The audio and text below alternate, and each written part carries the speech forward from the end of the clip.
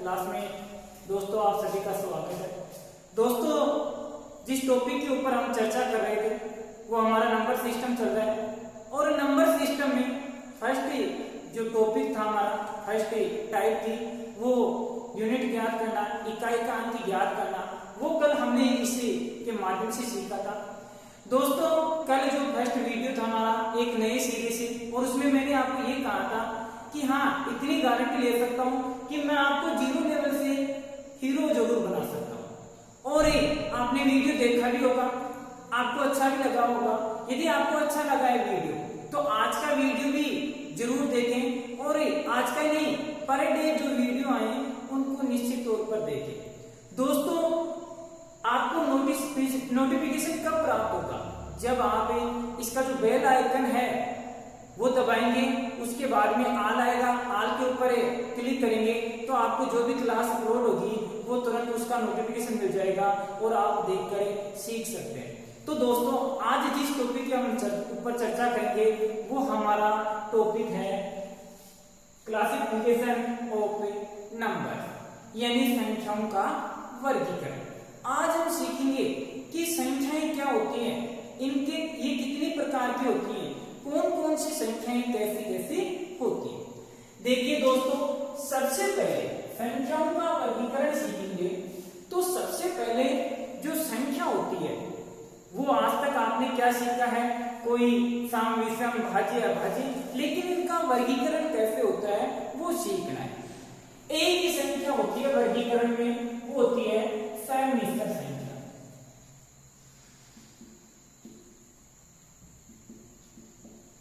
समिश्र संख्या, ठीक है, एक ही संख्या होती है समिश्र संख्या। समिश्र संख्याएं क्या होती है? ऐसी संख्याएं जो मिश्रित रूप से हमारे सामने साथ मिलती हैं। अब कैसे कैसे मिश्रित रूप में वो साथ मिलेंगे, अभी इनको हम दो भागों में बांटते हैं। कितने भागों में बांटते हैं? दो भागों में बांटते हैं। एक होती है वास्तविक संख्याएं, एक होती है वास्तविक संख्याएं और एक होती है काल्पनिक संख्याएं। एक होती है वास्तविक संख्याएं और एक होती है काल्पनिक संख्याएं। वास्तविक संख्याएं क्या होती हैं, ठीक है, और काल्पनिक संख्याएं क्या होती हैं?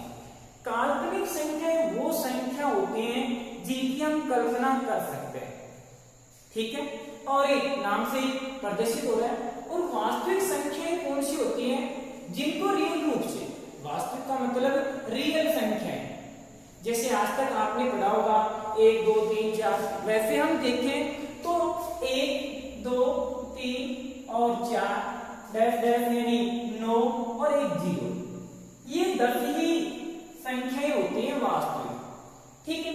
अब इसके बाद में जो 11 बनते हैं वो 1 और 1 से 11 बनते हैं, यदि इन्हीं संख्याओं से बनते हैं। लेकिन उससे पहले वास्तविक संख्याओं के बारे में हम चर्चा करें उससे पहले मैं आपको बताऊंगा कि काल्पनिक संख्याएं कौन सी होती है। देखिए दोस्तों काल्पनिक संख्याएं, इनको ज्यादा आपको समझने की जरूरत नहीं है, लेकिन आज मैं इतनी गहराई तक बताऊंगा आपको, एक एक चीज इतनी खोल के बताऊंगा कि कौन सी संख्याएं क्या होती है। काल्पनिक संख्याएं होती हैं उनको हम आई के द्वारा प्रदर्शित करते हैं। इनका एक संकेत होता है काल्पनिक संख्याओं का, और उसे क्या कहा जाता है, उसका जो कोड होता है उसको आई के द्वारा प्रदर्शित किया जाता है, यानी आयोटा, IOTA, आई का मतलब आयोटा। अब इसका मान क्या होता है? आई का मान देखिए, आई स्क्वायर का मान, आई स्क्वायर का मान होता है वो -1 होता है। आई स्क्वायर का मान क्या होता है? -1 होता है। तो सीधी सी बात है आई का मान कितना हो गया? -1 हो गया। इसके ऊपर क्या लग गया? रूट लग गया। ये चीज समझना है। यहां से मैंने आपको बताया काल्पनिक संख्याएं कौन सी होती हैं, वे संख्याएं, ठीक है, जिनको आई के द्वारा प्रदर्शित किया जाता है वो काल्पनिक संख्याएं होती है।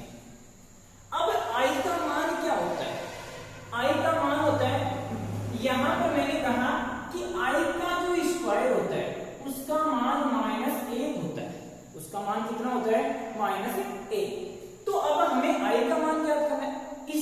स्क्वायर उठाएंगे तो ये संख्या किस में आ जाएगी, रूट में आ जाएगी। तो सीधी सी बात है कि i का मान कितना आ गया, रूट -a।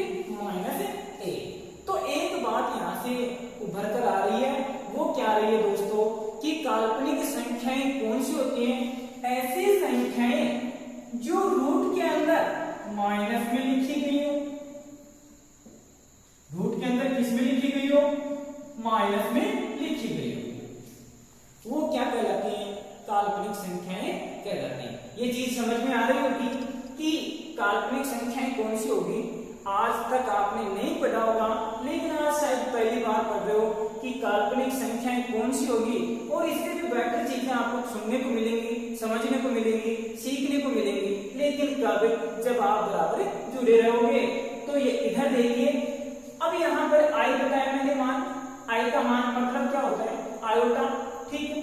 i का मान याद करना है, i का मान याद करने से पहले मैंने i स्क्वायर का मान आपको बताया माइनस है, तो i का मान याद करेंगे तो रूट में माइनस हो जाएगा। अब यहाँ पर मैंने आपको एक बात बता दी कि ऐसी संख्याएं जो रूट के अंदर माइनस में लिखी गई हैं वो क्या कहलाती हैं, काल्पनिक संख्याएं कहलाती हैं। वो कौन सी संख्याएं कहलाती हैं, काल्पनिक संख्याएं कहलाती हैं। अब देखो बात करते हैं यहां से, ये तो हो गया, लिख ली होगी आपने ये बात कि ऐसी संख्याएं जो रूट के अंदर माइनस में होती हैं वो कौन सी संख्याएं कहलाती हैं, काल्पनिक संख्याएं। और प्रश्न आ जाए आपके एग्जाम में कि निम्न में से कौन सी काल्पनिक संख्या है या नहीं है, तो सीधा सा देखना कि वही संख्या होगी जो रूट में माइनस में होगी, वो काल्पनिक। अब बात करें हैं वास्तविक संख्याओं की, ठीक है। अब वास्तविक संख्याओं की बात है, ये दो प्रकार की होती है। कितने प्रकार की होती है, दो प्रकार की होती है। एक दशमलव संख्या और एक पूर्णांक संख्या। एक दशमलव संख्या है और एक पूर्णांक, डेसिमल वाला। ये टॉपिक ऐसा है जो दिल्ली पुलिस में आपको बहुत ही विस्तृत तरीके से पढ़ाया जाएगा, लेकिन फिर भी यहां पर बता रहा हूं कि ऐसे संख्याएं जो पूर्ण नहीं हो, समझ रहे हो ना, ऐसी संख्याएं जो पूरी तरह से पूर्ण नहीं हो। जैसे मैं 6.7 लिखूं, क्या ये पूरी संख्या है, नहीं है ना। तो यहाँ ये दशमलव संख्या आ गई। या जैसे मैं 6 से 1/2 लिखूं, ये भी क्या है, दशमलव संख्या है। कैसे है, इसको क्या मैं 6.5 नहीं लिख सकता, लिख सकता हूं ना। तो ये भी क्या है, दशमलव संख्या है। अभी ये भी दशमलव, ये भी दशमलव। तो एक चीज यहां समझ में आ गई कि ऐसी संख्याएं जो पूर्ण नहीं हो या दशमलव के रूप में आती हो वो क्या कहलाती हैं, दशमलव संख्याएं कहलाती है, ठीक है। पूर्णांक संख्याएं, ऐसी संख्याएं जो पूर्ण रूप से लिखी जाती हो, जैसे 1, 2, 3, 4 जो भी है, ठीक है, अनंत तक चलती है वो संख्या, समझ रहे हो ना। तो पूर्णांक संख्याएं ऐसी संख्याएं जो पूर्ण रूप से होती है। अभी इन दोनों की चर्चा हम विस्तृत रूप से करेंगे, लेकिन उससे पहले हम दशमलव संख्याओं की बात करेंगे। तो आप पहले इसकी स्क्रीनशॉट ले लीजिए, उसके बाद में हम दशमलव संख्याओं की और पूर्णांक संख्याओं की बात करेंगे।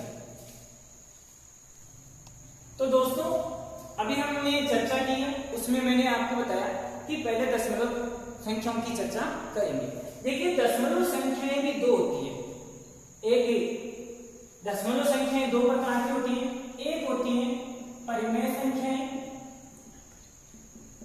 और एक होती है अपरिमेय संख्या।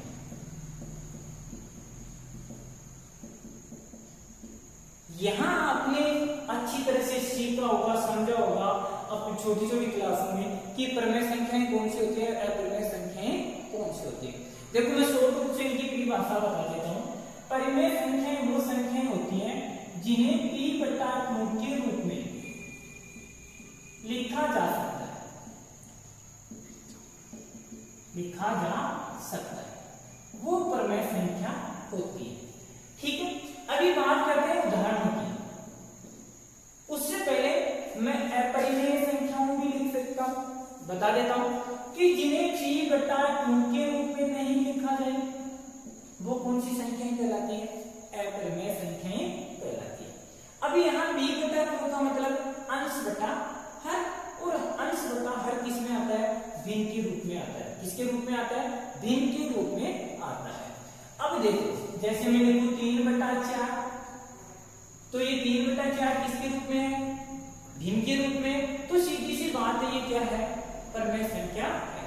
यदि ये परिमेय संख्या है भिन्न वाली, तो मैं इसके बारे में पूछूं कि ये 5 क्या है, परिमेय है या अपरिमेय? तो यहाँ पर दोस्तों ये 5 भी क्या है? परिमेय संख्या है, क्योंकि इसके नीचे हम क्या लगा देते हैं? 1 लगा देते हैं, तो ये भी क्या बन जाती है? परिमेय संख्या बन जाती है। ठीक है, अब यहाँ सीधी सी बात है, एक बार मैं उदाहरण इधर के भी ले रहा हूं, इधर की और लूंगा उदाहरण, लेकिन समझाते हुए चलूंगा दोनों की तुलना। ठीक है, p बटा q के रूप में नहीं लिखा जाता है। अब p बटा q के रूप में, अभी एक उदाहरण ले रहा हूं, जैसे मैं लिख रहा हूं पाई। ठीक है, हम पाई बोलते हैं, पाई का मान होता है 22 बटा 7। सीधी सी बात है, 22 बटा 7। अब यहाँ पर ये हो गया 3.14, जो भी है 3 पॉइंट कुछ आता है, ज्यादा चलता है, रुकता नहीं है। अभी 3 मान होते हैं इसके। ठीक, अभी पाई और 22 बटा 7 और ये 3.1 जो भी है मान, वो कौन से में लेंगे? परिमेय लेंगे या अपरिमेय में? ठीक है, तो यहां से जो पाई है उसका मान 22 बटा 7 तो सेम है, इसका मतलब दोनों एक में आएंगे, लेकिन ऐसा नहीं करना है। 22 बटा 7 किसके रूप में है? भिन्न के रूप में, तो ये तो किस में आएगी? परिमेय संख्या में आएगी। लेकिन पाई का मान 3.143 जो भी है वो भी होता है, तो यहाँ पर पाई किस में आ जाएगी? अपरिमेय संख्या में आ जाएगी। ठीक है, इसी प्रकार से देखो 10 बटा 3 ले रहा हूं।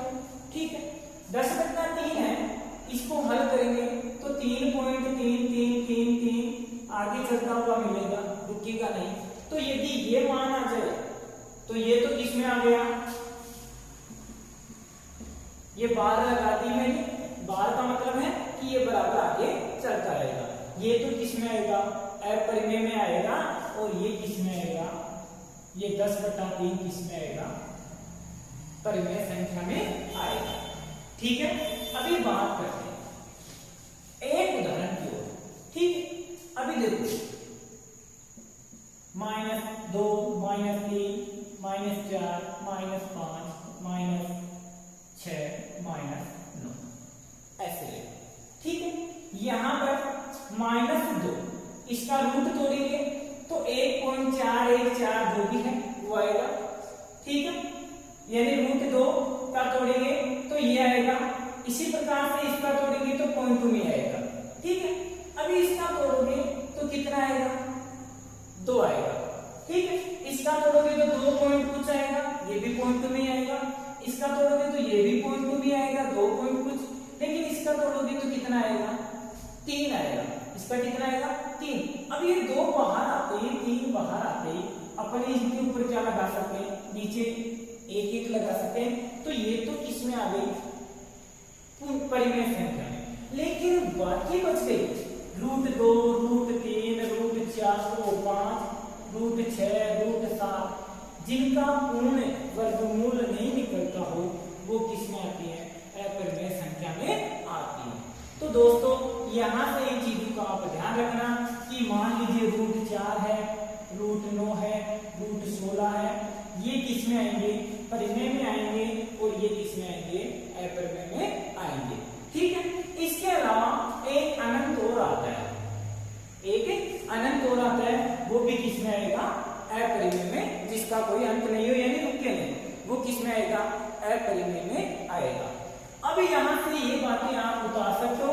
अब यहां से जो चीजें हमें स्क्रीनशॉट ले लेना, जो चीजें चर्चा करेंगे कि ये अपरिमेय जो प्रश्न पूछा जाता है, प्रश्न आएगा जैसे आप एक इसकी स्क्रीनशॉट ले लीजिए, उसके बाद में मैं क्वेश्चन देता हूं।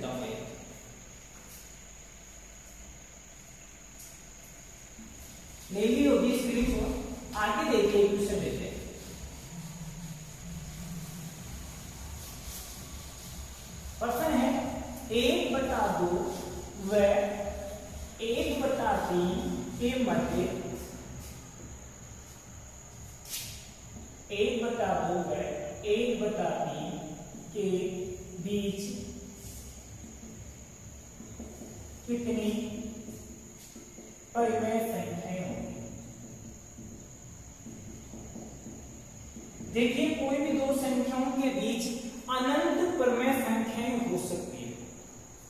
उत्तर तो आ गया कि दो संख्याओं के बीच अनंत परिमेय संख्याएं हो सकती हैं, लेकिन वो ऐसा तो करेगा नहीं कि अनंत, क्योंकि वो तो उत्तर रट गया आपका।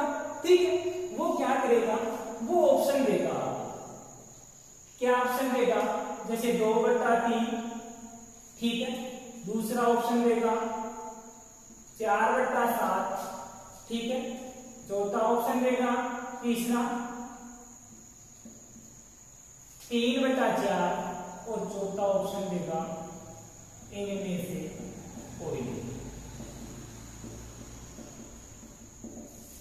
ठीक है, अभी देखो यार 1/2 और 1/3 के बीच ही चाहिए। ठीक है, करना क्या आपको, इसको बाहर 2 का भाग 1 में दे दो। यहां से कितना आ गया, 0.5 आ गया, और यहां से क्या आ गया, 0.33। इन दोनों के बीच की क्या करनी है।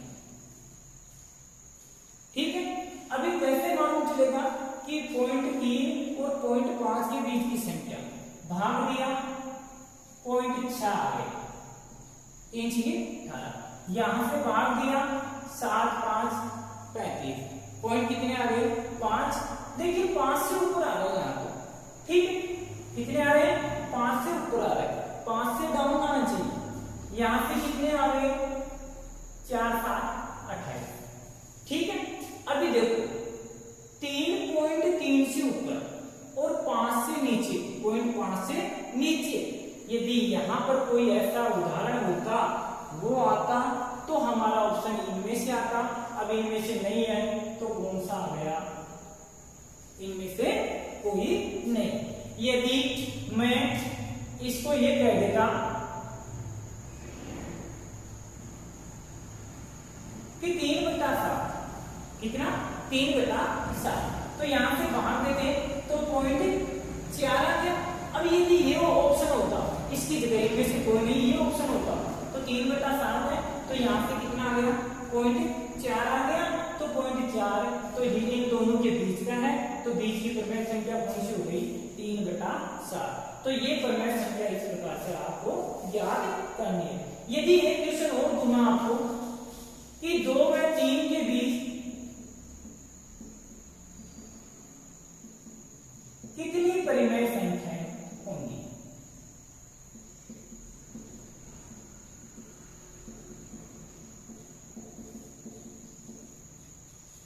कितनी परिमेय संख्याएं होंगी। अभी यहां से देखो उत्तर तो क्या आएगा, वही अनंत आ गया, वही क्या हो गया, अनंत आ गया। लेकिन ज्ञात कैसे करना है, इसका एक फॉर्मूला बनता है। वो फॉर्मूला क्या बनता है, वो देखिए। फॉर्मूला बनता है a के प्लस b के प्लस 1, a के प्लस b के प्लस 1।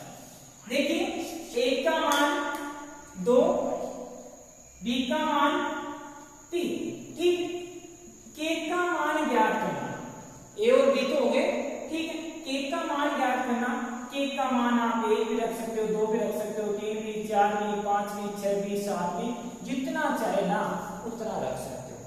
कैसे हल करने में, हल करके बता रहा हूं। पहले एक मान रखिए, ठीक है, 2 k का मान 1 रखा, प्लस 3 1 प्लस 1, 2 एकम 2, 2 3 5, 5 हटा 2, तो कितनी आई, 2.5 आ गई। कितनी आ गई, 2.5। बोलो 2 को 3 के बीच में आई नहीं है। इसी प्रकार से मैं दूसरा 2 अंक रख रहा हूं, k के मान की जगह 2 रखा हूं। यहां से देखिए 2 का मान रखा, k का 2 प्लस b का मान 3, k का मान 2 रखा, प्लस 1 तो 2 दूनी 4, 3 7 बटा 3 भाग दिया तो 3 दूनी 6 और 3 किया 9, 2.3 आया। अब ये भी 2 और 3 के बीच में आया और ये भी 2 और 3 के बीच में आया। यहां से एक बात आपको समझ में आई होगी कि k का मान कितना ही रख लो, आपको जो आंसर मिलेगा ना वो क्या मिलेगा, 2 और 3 के बीच में मिलेगा। तो सीधी सी बात है, अनंत तक संख्याएं रख सकते हो तो परिमेय संख्या भी कहां तक आएंगी, अनंत तक ही आएंगी। तो यहां से ये बात आपको समझ में आ गई होगी कि दो संख्याओं के बीच कितनी परिमेय संख्या होती है, अनंत परिमेय संख्याएं होती है। तो दोस्तों आपको ये वीडियो अच्छा लग रहा होगा तो आप इसकी स्क्रीनशॉट ले लीजिए और लगातार बने रहिए, इससे आगे और भी आपको बेटर सीखने को मिलेगा। तो दोस्तों अब हम चर्चा किसकी करेंगे, प्रमेय की कर चुके हैं दशमलव में। अब हमारा नंबर आएगा पूर्णांक का। अभी आप सोच रहे होंगे कि क्या बता रहे हैं, क्या समझा रहे हैं, अभी तो सम विषम भाज्य भाज्य वो नहीं आई, अरे आ गई, अभी सब चीजें आ गई। पूर्णांक संख्या देखिए ये भी 2 प्रकार की होती है, सब चीजें 2 प्रकार की, हाँ 2 प्रकार की, एक होती है ऋणात्मक और एक होती है धनात्मक। और एक इनके बीच में एक जीरो और रखा देता हूं, वो न तो ऋणात्मक होता है और न धनात्मक। याद रखना, जीरो होता है वो न तो ऋणात्मक होता है और न है धनात्मक, ठीक है। अभी धनात्मक संख्या 1 2 3 4 5 6 लास्ट अनंत। ऋणात्मक चलती है -1 -2 -3 -4 और अनंत, ऐसी ये संख्याएं होती है, ठीक। अब ये तो फिक्स हो गई कि ये धनात्मक है और ये ऋणात्मक, तो फिर वो सम विषम गई कहां, वो सम और विषम भाज्य और अभाज्य वो संख्याएं इस पूर्णांक संख्याओं में मानी जाती है, उनके बारे में अब हमें विस्तृत चर्चा करेंगे। देखिए सम क्या होती है, ज्यादा नहीं बताऊंगा आपको मैं, शॉर्ट बता रहा हूं। सम होती है सम संख्या ऐसी संख्या जिनमें 2 का पूरा भाग जाता है। जैसे या मैं ये कहूं कि इकाई का अंक 0 2 4 6 अथवा 8 वो सम संख्या कहलाती है, ठीक है।